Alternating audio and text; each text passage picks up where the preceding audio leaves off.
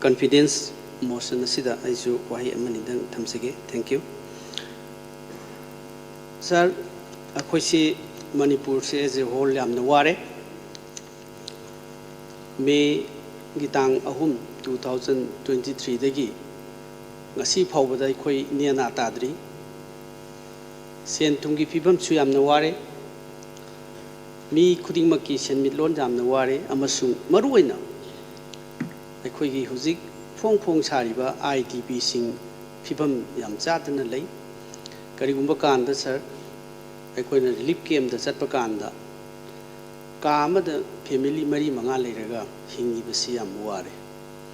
aduna akhoi in general sen thungi phibam soga su relief camp da leiriba mayam sing sidi adugi matik hainingai leitana wakre aduna sahi ahumo mukse sir law and order si pura laikhidre haibasimadi it is very clear aduna anoba sarkar ama lakpasida aikoina kari concrete plan road map ama miyam da pikitege amasung mayam si punna legislators mayam sing su loina saru yaraga kramaina settlement ama porakadege haibasi achaw wafam oiri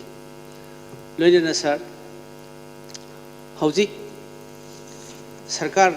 leiringai president rule laktringai gi mamangda 13th February 2025 sigi mamangda law and order gi si aduki matik mifung khudimak loina ESP loina DGP gum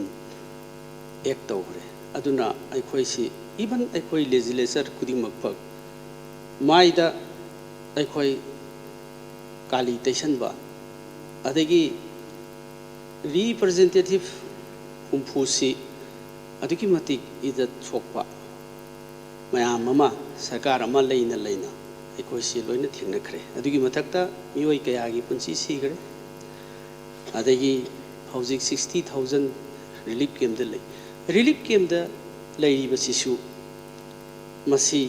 aina mafam relief camp da chatpaganda relief camp gi prefab housing sabagi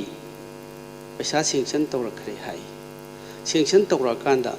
material do poraga relief camp akhoi gi complex da taraga lei masi sarkar amal leina relief camp da lei ba duga khoi gi housing anoba scheme saraga pibadu karigi barba pidribano still hojik IDP singi relief camp sagadaba sanction tawraba thabak tu bakta loisan da na sahi hum phaduru bi lei basi even the after the president rule and before the president rule masi karigi loisan tribno haiba question si la e aduna IDP sing sina khosaung bagi wapum su hen hengale e aduna masi karigi no naina sam Bishnupur district ta chalaga hangba matamda president rule lakpa hek hobaga masi sabal lotion base wa order pidadna lepkhre haiba adagi den pote sindu loi taraga leire sisu karigino akhoi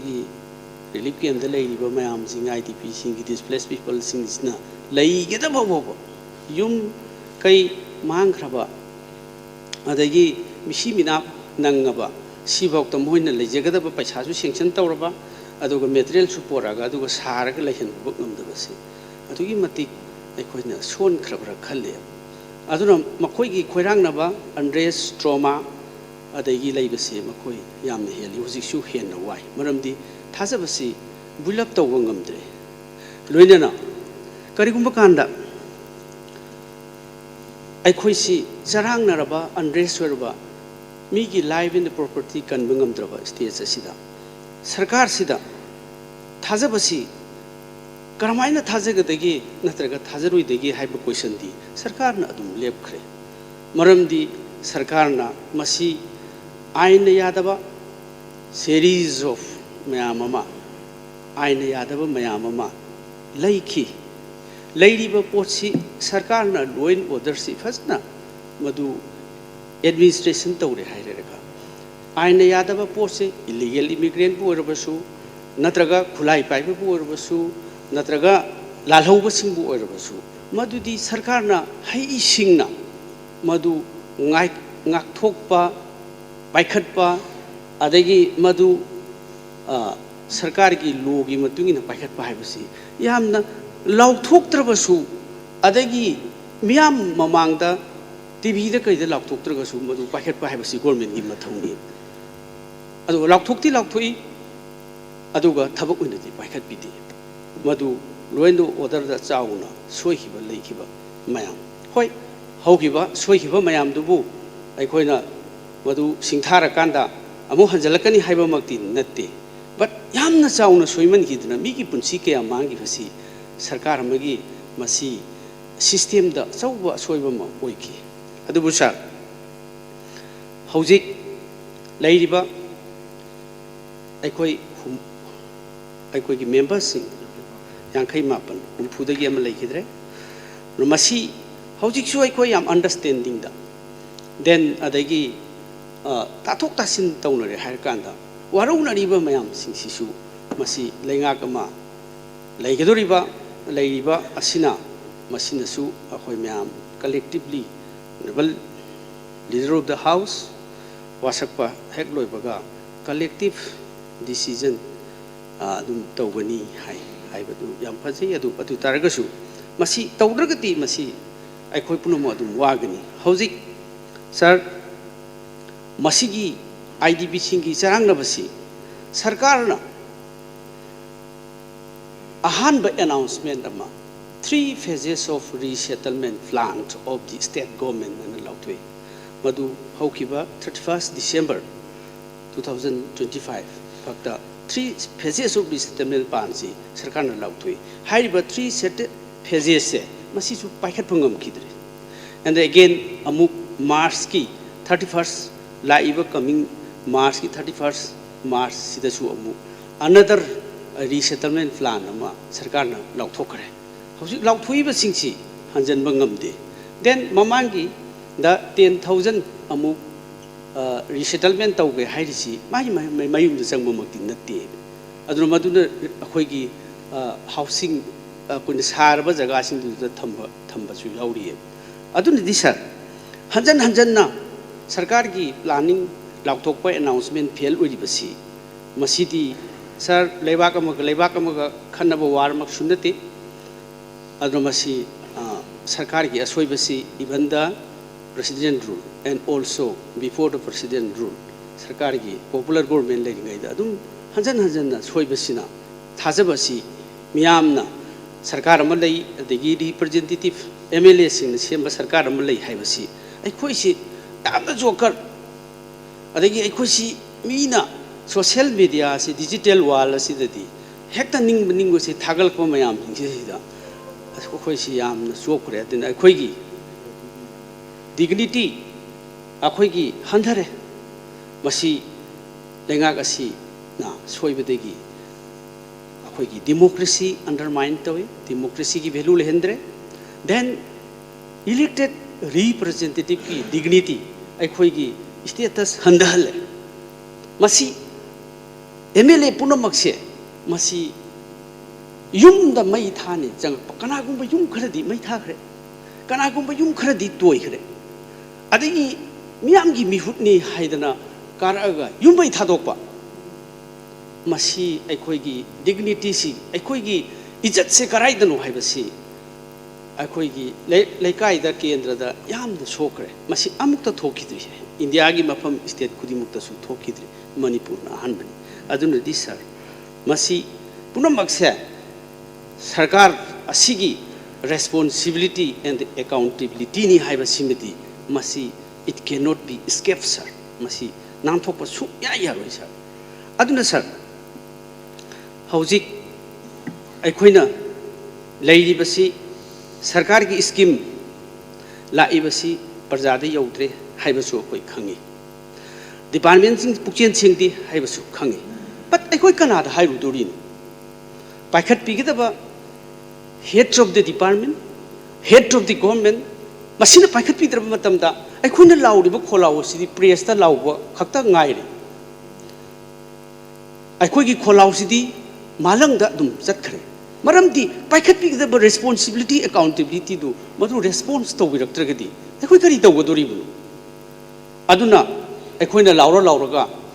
ꯉꯁꯥꯏꯒꯤ power ꯄꯥꯏꯕ ꯁꯔꯀꯥꯔꯒꯤ ꯃꯦꯆꯤꯅꯔꯤꯁ ꯃꯌꯥꯝꯗ ꯑꯩꯈꯣꯏꯕꯨ ꯎꯁꯤꯠꯄꯤꯗꯕ ꯑꯃꯁꯨꯡ ꯊꯧꯑꯣꯏꯕꯤꯗꯕ ꯗꯦꯃꯣꯀ꯭ꯔꯦꯁꯤꯒꯤ value ꯑꯗꯨꯗꯤ ꯂꯩꯇ꯭ꯔꯦ ꯍꯥꯏꯕꯁꯤꯃꯗꯤ तसेंगी इट इज वेरी क्लियर लोइनना सरकार की मकोक थोंबा होम डिपार्टमेंट की अमसुंग leader chief minister of Manipur अमदी governor of Manipur honourable governor of Manipur मयाम सिंगना मसी फजन संविधान सी भारत की लॉ अखोई की लेंगा सिंगना इन दबसे मसी लाइबक थीबनी अदुना मसी इन बाहायबसी तंगाई फदब लई sir ngasi ai political science की छात्र मनी अइन तमजरकपदा ai constitution याम पामजे अदुगी मथक्ता constitution हाइबसिदी लाइरिकता constitution सी लौरकप नत्रगा लौरकतब मिपुम खुदिमकी every citizens of India मसी खंगतब यादब अमनी सर अइन थमजनेंगे ai टेंशन जगे अइन सुम येंजरकपदा सर हौखबा लाइबक थीबा कया थोखरे देन इरांग कया मयाम लैरी हौजिकसु अखोय मयाम सिंगसी सेटलमेंट शांति पोरकनबो होनबदा अखोय पुनमकी मदुगी थौदांग दुगिदमक्ता लेपि सर अखोय मदुगिदमक्ता we stand for the justice we stand for the people of Manipur sir लोइनना सर हौखिबा 6 सेशन सी 12 August 2024 द लोइही हौजिक पाइखलिबसी 7 सेशन सर अइना मसिगी मतांगदा थमी 7 सेशन सी गिदमक 7 सेशन तौनबगिदमक प्रेसिडेंट रूल लैत्रिङैदा 10 February दा समन नोटिस मेंबर खुदिमकता पिखिबा लै मदु 2025 की 10 February दा तौननबा समन एकोइदा लाखी लाइबक थीबदी सर Honorable Governor na President rule tang 3 da laukthoktriङैदा tang 8 da saman adu member sing da piba saman adu madu revoke tore aduga order amatoi madu order adu null and void haidna laukthoi madugi order du constitution da piba aikoi gi law gi matung ina di sir madu लाउथोखिबा honourable governor ना लाउथोखिबा order दो मधु null and void ने लाउथोखिबदु I should say it is illegal and unconstitutional sir मरमदी साइगी governor order governor honourable governor ना मागी करी पावर दा लाउथोखिबनो हाइबदुगी स्टिल अखोइगी लॉ से पाबा मतमदा कंगाउनबो लेगी सर लोइना मधुगी 7 सेशन हुजि कौरइबसे मधुगी पीरिबा 174 क्लोज 1 द पीरिबसे मदुगी था तरुक सिगी गैप लैतबिदा समन सी सेशन अमा last session and the next session जी कौगदबनी हाइदना 174 सिगी 174 क्लोज 1 द याम क्लियर वे द कॉन्स्टिट्यूशन द ई अदुना मरम वरकांदा 7 सेशन जी मसी तांग तरा द कौबगी लेपुबदो मधु हेंदोखरगा तांग 13 द प्रेसिडेंट रूल लाखिबसे मधुगी गैप तो हेंदोखिबना मरम ओरकांदा मरम मसिना अखोगी सेशन मखा अमुको बाहायबसी मसी अरानबा अखोगी लोगी मायोक्ता लेबा अमनी मरम दरिना थमजनिंगी सर मसीगी सेशन चथरिबसिमक लो 174 क्लोज 1 दु येंगुरगदी अखोइना चथरिबा सेशन सिमक मसी अनकॉन्स्टिट्यूशनल ओइबा अखोई सेशन अमनी हाइना लौदबा यारोय मरम अदुना मसीगी कॉन्स्टिट्यूशन सी फजना अमुतंगसु नैनबियु मदु पारबा मतुंगदा अदुगी मदुमसु थमजनिंगी मरम अदुना अखोई हुजिक चथरिबसी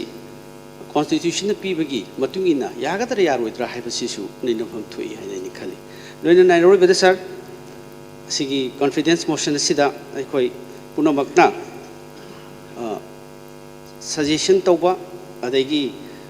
ꯑꯩꯈꯣꯏ ꯄꯨꯝꯅꯃꯛꯀꯤ ꯑꯋꯥꯕ ꯃꯌꯥꯝꯁꯤꯡꯁꯦ ꯀꯣꯛꯅꯅꯕꯁꯦ ꯃꯁꯤ ꯁꯔꯀꯥꯔꯅ ꯀꯔꯤ ꯀꯔꯤ ꯄ꯭ꯂꯥꯟ ꯂꯩꯒꯗꯒꯦ ꯍꯥꯏꯕꯁꯤꯁꯨ ꯀꯣꯟꯀ꯭ꯔꯤꯠ ꯔꯣꯗ ꯃꯦꯞ ꯑꯃ ꯃꯤꯌꯥꯝꯗ ꯑꯃꯁꯨꯡ ꯃꯦꯝꯕꯔꯁꯤꯡꯗ ꯈꯪꯍꯟꯕꯤꯌꯨ ꯍꯥꯏꯅ ꯊꯝꯖꯕꯒ ꯂꯣꯏꯅꯅ ꯇꯦꯟꯖꯔꯤ ꯊꯦꯡꯛ ꯌꯨ ꯁꯔ